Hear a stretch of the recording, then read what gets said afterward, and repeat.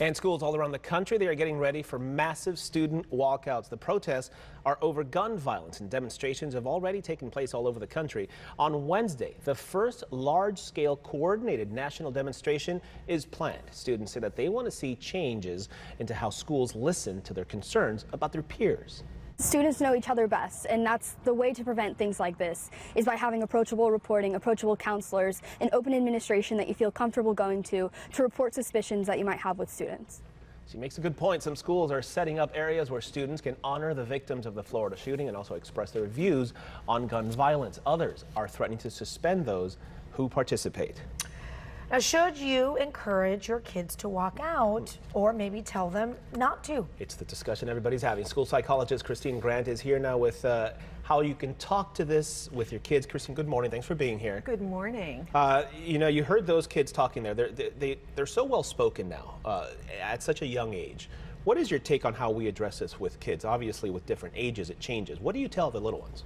You're absolutely right. At different ages, it may change, but kids are so privy to information like never before.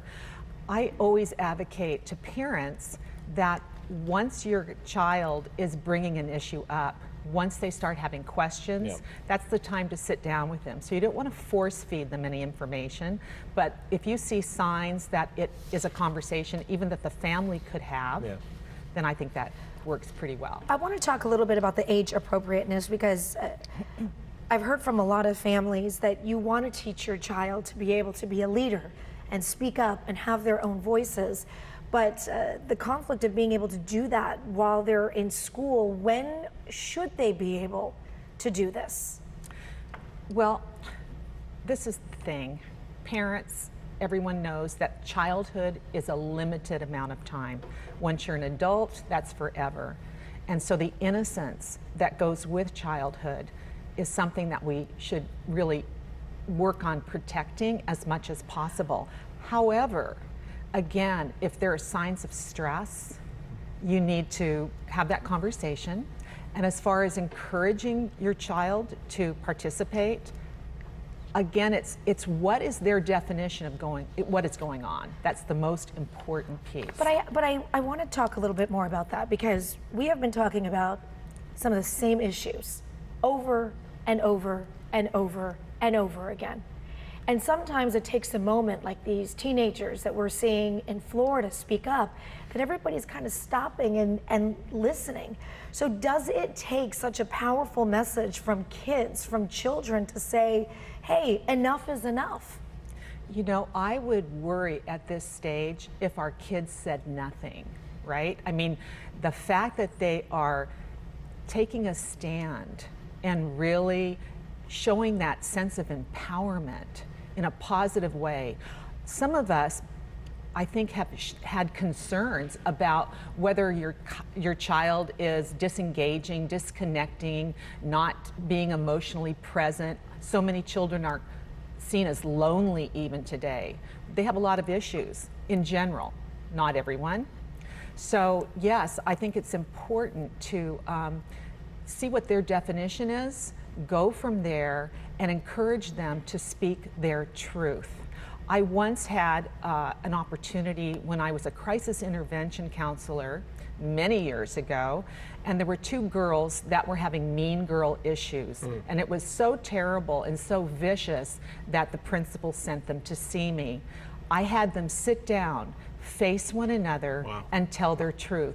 Look in each other's eyes and simply say, when I was a little girl, these were high school students, all I really wanted was to feel loved, accepted, and be connected, and that's all I want now.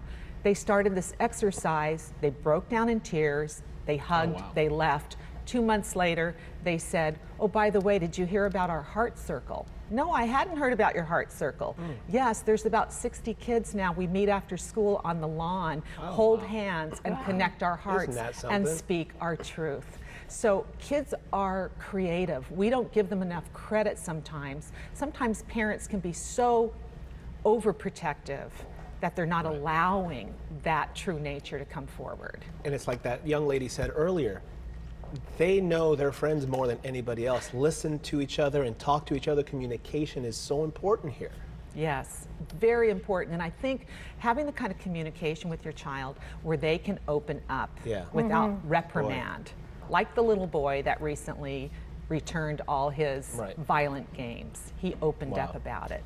I was wondering, so do teachers and parents, do they encourage their kids to take part in these walkouts? Do they not encourage them? Do they let them decide?